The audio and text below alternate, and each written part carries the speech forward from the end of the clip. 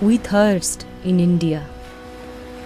We thirst for simple moments, for days without pain, for sandals as we journey miles and miles through terrain.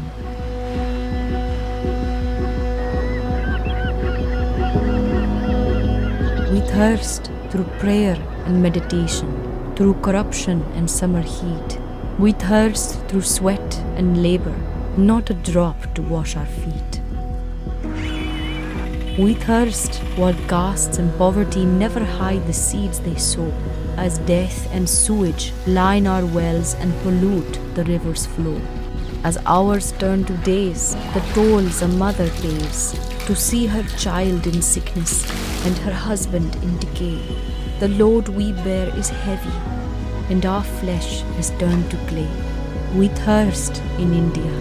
We thirst in India. We thirst in India.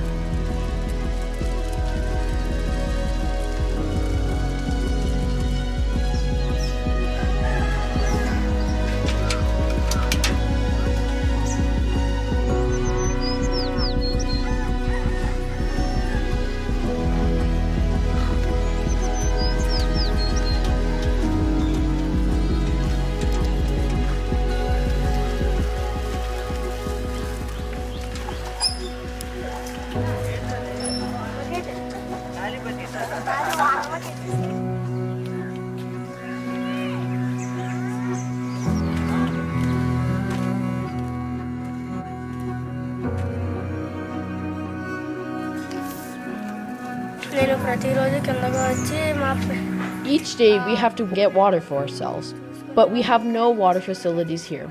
We have to go and bring water from long distances, and it makes us very weak. I transfer water by buckets, and each bucket contains 5 to 8 kilograms, and the weight is very heavy, and I am gone many hours fetching water. I do not go to school because I am getting no water. Many times we are sick from the water we drink. We need clean water so we do not get sick.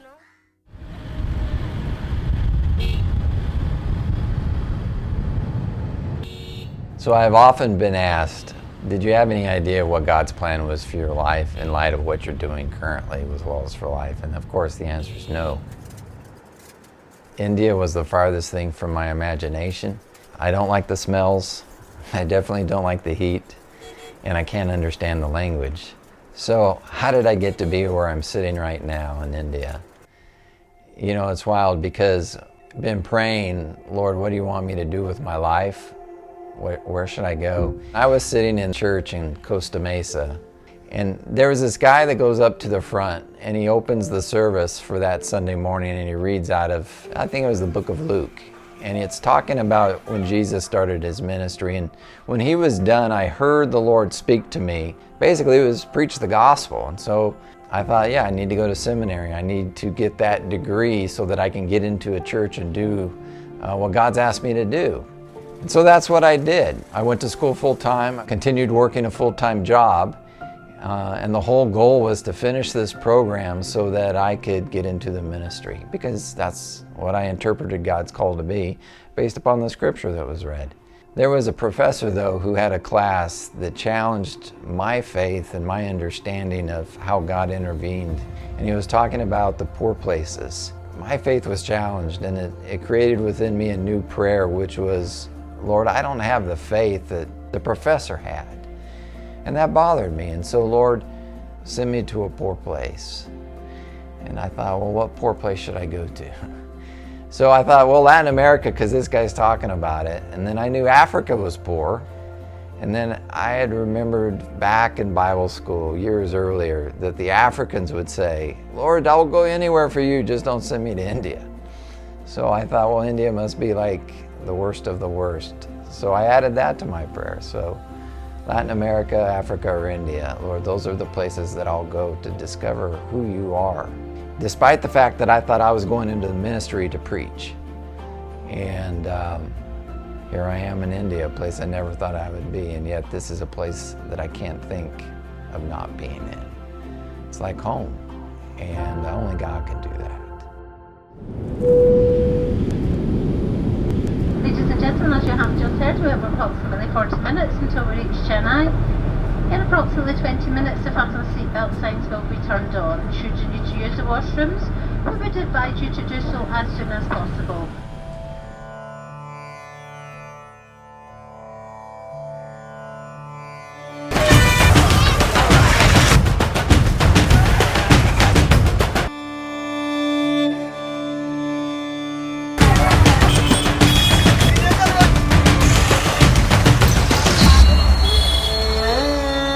So did I ever imagine that I would be in India when I heard that call way back when? Please refer to the safety instruction card placed in the seat back pocket. 20 years ago? No, I had no idea. But that's part of the glory and the mystery of God.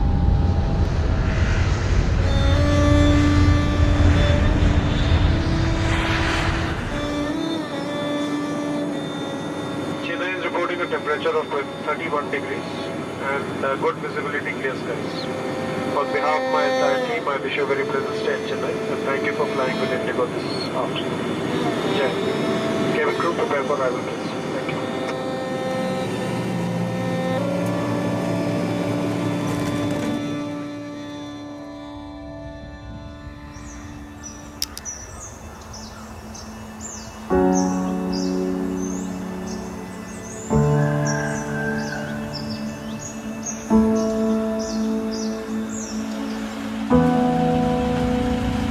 So how did Wells for Life start is something that I've often been asked. And here's the story. I was sitting in a village with 14, 13 other people.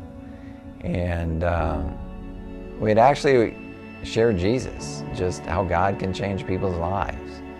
And when we were done, this old man stands up and he walks to the front and he looks at us and he says, "Thank you for coming.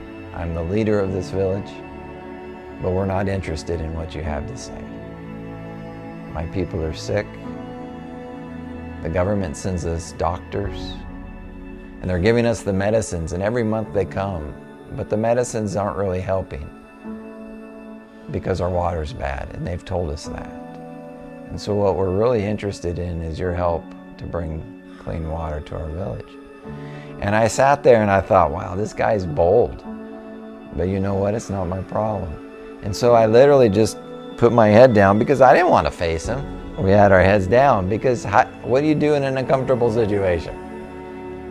Break eye contact and you just say, "Hurry up, let's get out of here."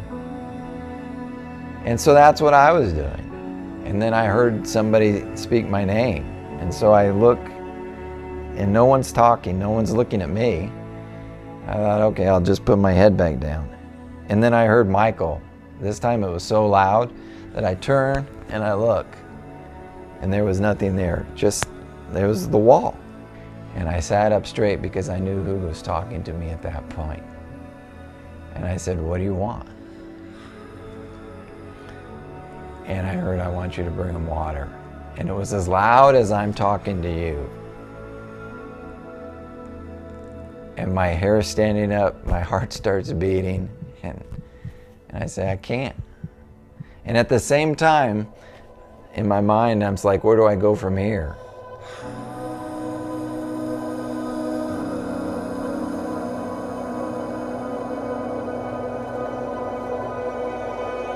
And the conversation, more like an argument on my part, happened.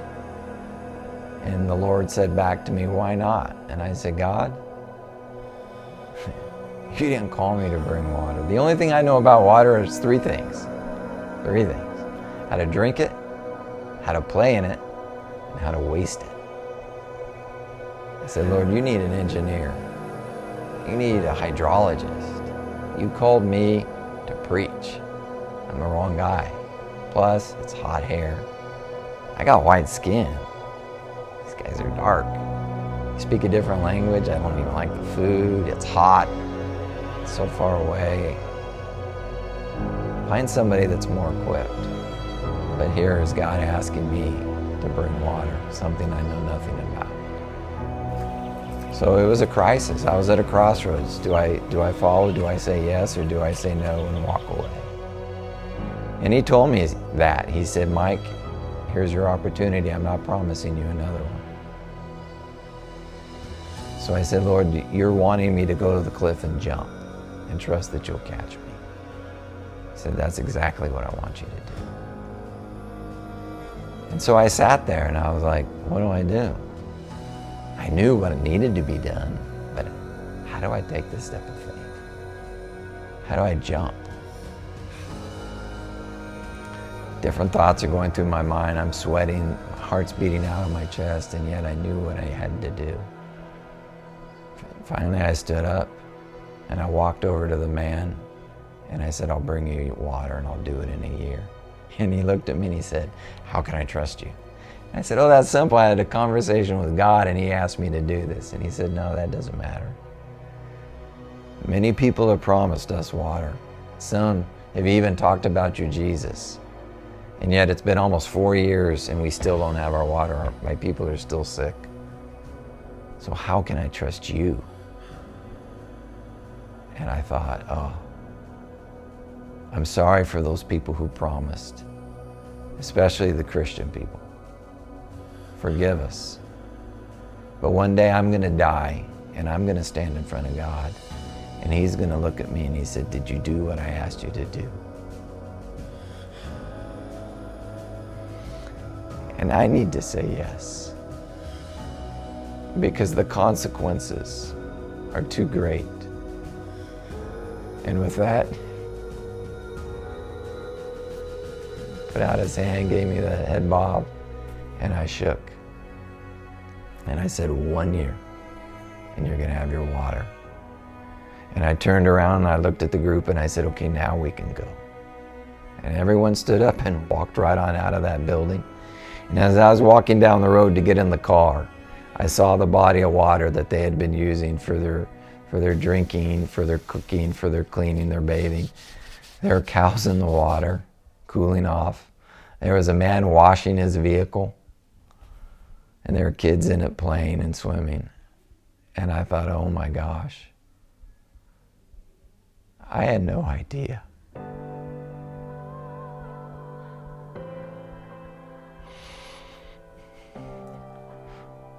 Why would God call me to do this? Completely different than what I ever thought or imagined. And yet he did. So did I know what to do? No. But I can tell you beyond a shadow of a doubt, I knew that God called me to do something that was way beyond what I could ever do, think, or imagine. And he gave me an idea. And I acted on it, and then something else, and I just kept taking baby steps. And that's what it was really like. It's like being born. You take baby steps, and then you gain confidence, and then you take bigger steps and bigger steps. And before long, you're jogging, and then you're running. 2001 is when we started. It's now 2019. We started with that one village. They got their water in 7 months. 501c3 took place in 5. People told me it would take 1.5 years to get. I got it in 5 months. Shortly thereafter, somebody gave me a check for the water project. Miracle after miracle would happen, and it happens to this day. And we brought water to almost 900 places, and it's gone beyond water. I'm involved in so many different things, and that's just God opening my heart, opening my eyes. Because his heart is to touch lives and to reveal himself.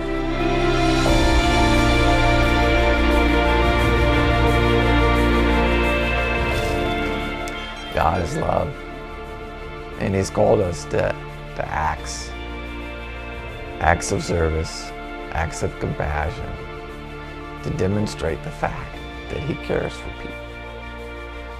And I can't think of anything better than to bring something that is necessary for life.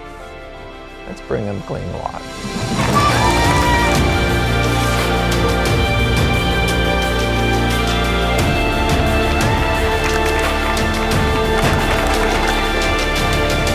Our goal is to touch the poorest of the poor, the untouchables. the low caste, the people that are bypassed and marginalized. To show them that they're not forgotten.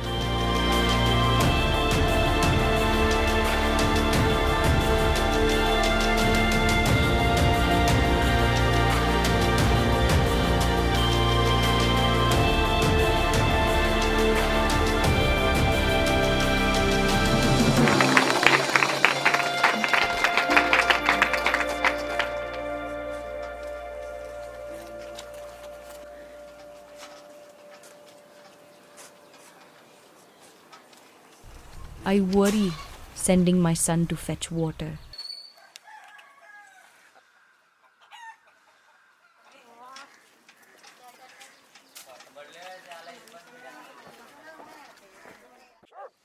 I worry when he is gone this long.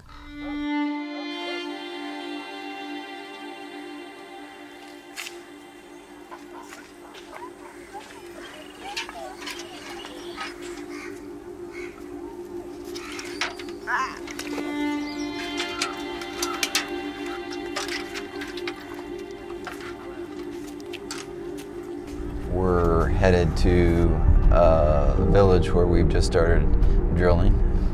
It's a community that has made a request through our partner Shiva for a water project. And so they've done the preliminary work of determining, yes, in fact, this is a village that will benefit from a freshwater project. So the drilling rig has arrived, they've set up, and we're just going to go watch them find the water. People ask me how much to bring a well to India, and the answer is pretty simple: $2,500. And for that, I can do a hand pump water well in a village or a community, and it will serve anywhere from 5 people to 5,000 people. It's all about creating accessibility to a clean water source. And so how do we do that work? Well, we only work through locals. We have project managers in so many different states where our partners are. And as the resources become available to me, then I'm able to send those funds to India. And they're already at work in communities, making a difference holistically. When the funds get to the partner, they have a project manager who works on hiring the local labor. They get a well driller, and they've already scouted out the location. They can do a survey. And when they find the place that they're going to sink the well, then they sink the well. And it can be a drill rig. They can do the project in a day. Then they bring in the masons to do the cement pad. And before long, 2 days, a project is done start to finish. It's really pretty quick. And the actual pumps, they're all Indian made. Everything is Indian. So it's Indians helping Indians with some resources from other parts of the world. And so that's how we operate. And it's exciting for me to be able to come. I make 6 trips a year to see the projects, to take the pictures, to cut the ribbon, to pump the well or to hit the switch, and to see the clean water come, and then to take that back to the donors, to you, and say, I took your money and I did what I promised I would do, and we're changing lives every single day.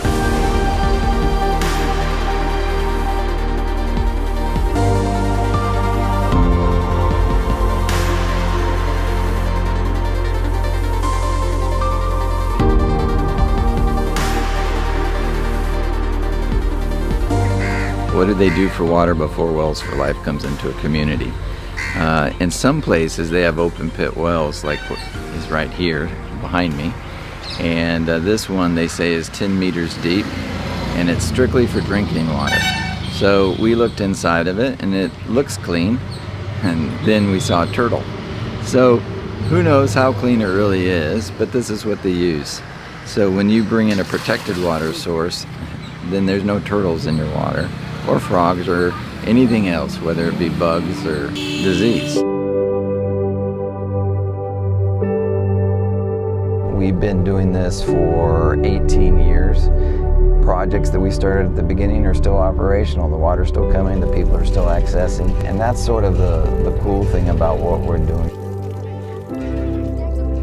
So we've done water in over 800 and almost 900 places since we started.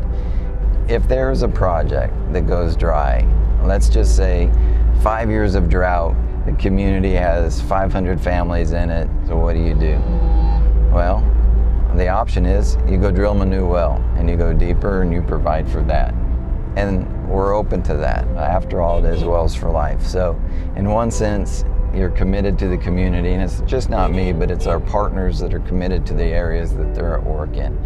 And we're working with partners who have been working in villages and communities for 5, 10, 15, 20 years. And so they have longevity and history.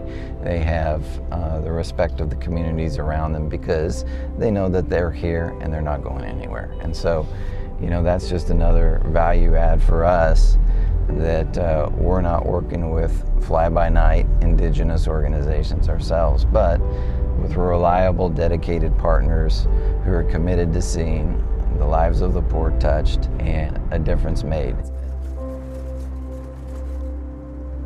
Drilling bore wells in this area, we can do it several different ways.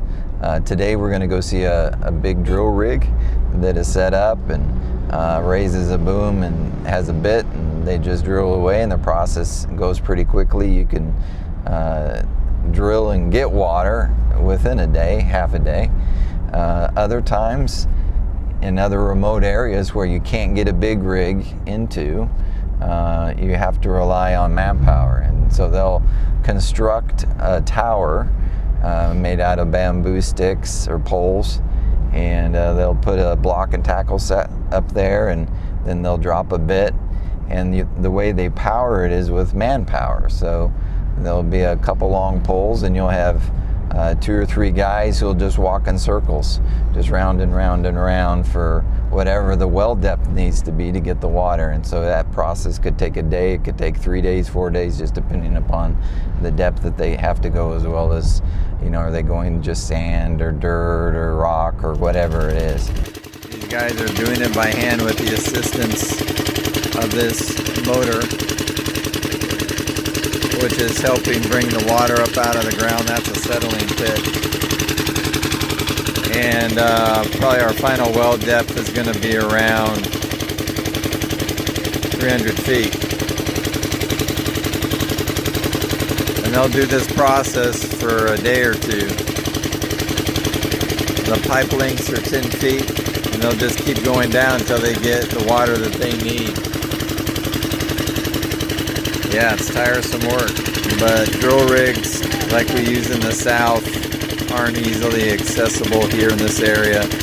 Most of the roads aren't suited for those rigs, and so this is what we're forced to use.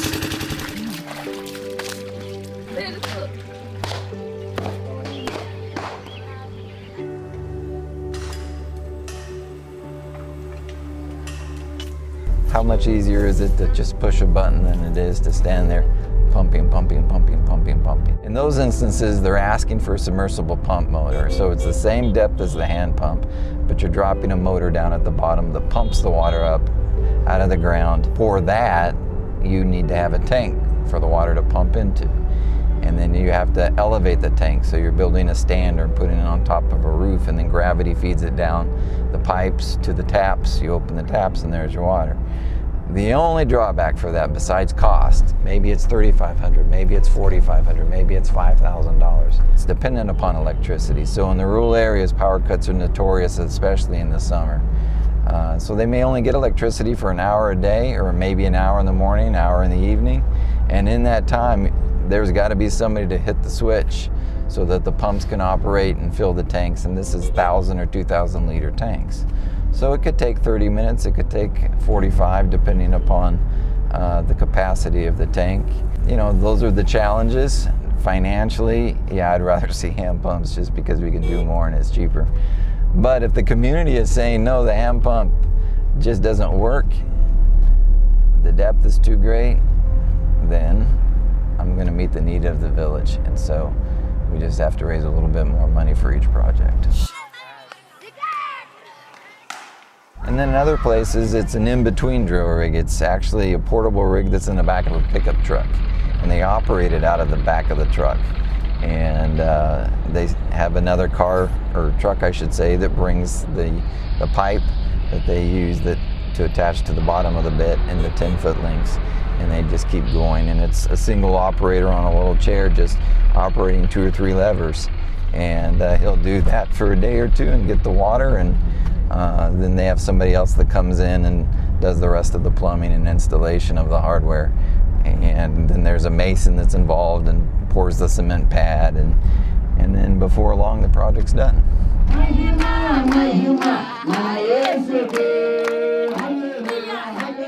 How do we know what method to use? Really, it's based upon where are we going and what are the drilling contractors in the area able to do. And they're the ones that, when you identify the village, are going to tell you, okay, I can get my big rig up there, or no, I can't. And if they say they can't and they don't have another means of drilling, then you go look for a new contractor. Within all the areas, you can find somebody to do the necessary work, but it may be delayed in getting your project started and actually executing it, especially if it's in a hard-to-reach place, because not a lot of people like to go to the hard-to-reach places because it's not convenient, and they'll charge a little bit more. So these are some of the things that we have to deal with, but ultimately a project gets done.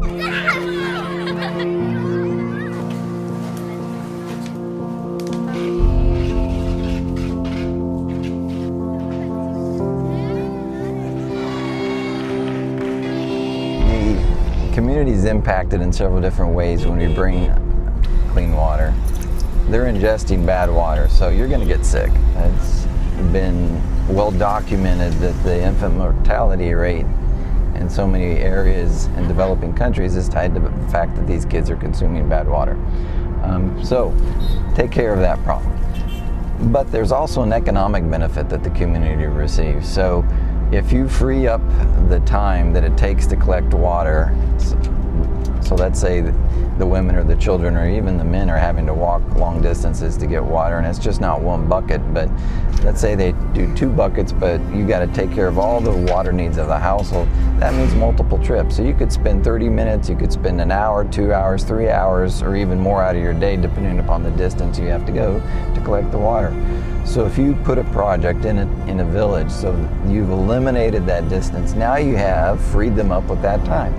So they can be more productive, they can go to work, they can be in the field, they can go to the shops, the kids can go to school, or they could do their studies, whatever. You're freeing up their time, so that time is valuable. And then there's just that emotional impact that you bring.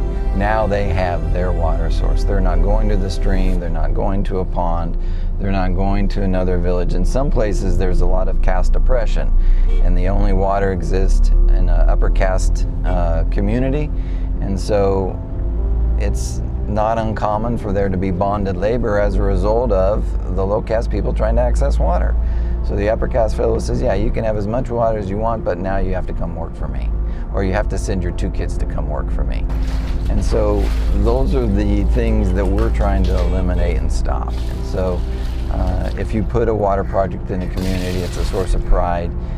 They take the ownership of it, and now they're not forced to go somewhere else and be susceptible to any type of bonded labor. And so that's another great impact that a water project will do. అక్కడ నుంచి నీళ్లు తెచ్చుకుని వాళ్ళం తోడుకుని ఇలా తల మీద పెట్టుకుని బిందులతోనే తెచ్చుకునేవాళ్ళం. Before they used to go travel long distance with pots on their heads to different places to bring. Also they used to have a stick with 2 pots on the either side, having it on their shoulder and bringing the water. The water is not that good and they are not healthy at the time. They used to get water from underground water wells. There used to be like village wells, and there used to be frogs in them. So frogs used to be there and they used to drink that unhealthy water, and they're not healthy at the time. So they're all very happy. They got good water from the ground, and the first thing they said is like it will be beneficial to the community and also the people who are attending the church, and this will save time for them instead of traveling to long distance.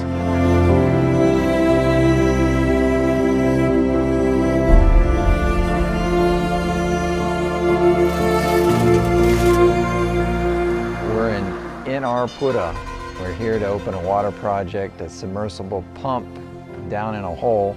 But the testimony here is a government project not more than 10 yards away. They came in, they tried to bring water in this area, and they drilled more than 500 feet. No water, dry. But the church is being constructed right here, and pastor knows they need water in this area, so he made a request to Wells for Life. Wells for Life said, okay, we'll do this. Everyone said we were foolish because there's no water here. The well which we dig now, it was just 30 feet beyond. They digged another bore well before 4 months ago, but they didn't get even one drop of water. At the same time, the geologist, he told me that there's no water in this area. But they prayed for a period of weeks, and some 2 weeks before the drilling started, his daughter, who's in the 5th grade, had a vision. And in the vision, there was a borewell rig right here, drilling, and the water came, lots of it. And so they continued to pray, and then the time came for the borewell rig to come. And she decided she didn't want to go to school that day, and so parents said, well, why don't you want to go to school? And she says, well, I want to make sure my vision is accurate. And what I saw is what happens today. We had a faith that God will do a great miracle. And before that, we all church members and my family and myself, we were fasted and we were praying and we were eagerly waiting for the water. Up to 60 feet when they digged, we got the rock. After that, they put the casing, and after they digged 20 more feet into the rock. By the grace of God, we got plenty of water at I think 85 feet. We got water right away. And there is so much water that people are unbelievably amazed. And the thing is, they said, our God is bigger than your God. And we also told to the people, those who are around us, that our God is greater than any God. And our God is very good to us. And it's because of Jesus that we have water here in this area. It's a testimony. People are amazed. The Lord's name is being lifted up.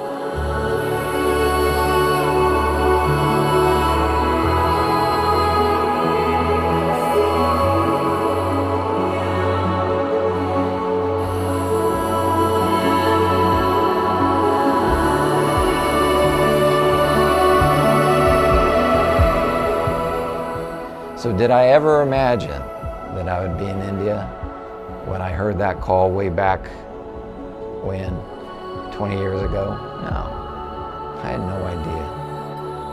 But that's part of the glory and the mystery of God, is that what He calls you to do, don't interpret that as to what you're thinking is what that call should be.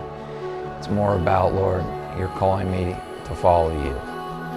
And in that following, He'll direct your steps, and He'll put you where He wants you, not what you think or where you think you need to be. But you'll be doing what it is that He wants you to be doing. And He'll change your heart. He'll change everything.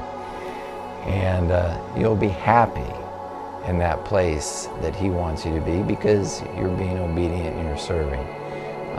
And that'll be the sweet spot. Trust me. There's no other place I'd rather be than where I sit today. And only God can do that.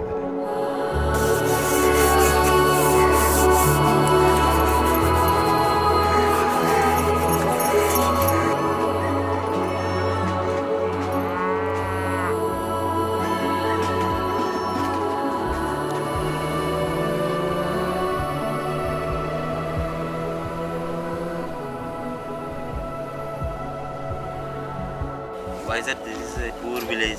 There is no water at all. So one new project start here. So you want a project here in this place? Yeah. And the need is good? Yeah, big need. Okay. I think we can do it. No problem.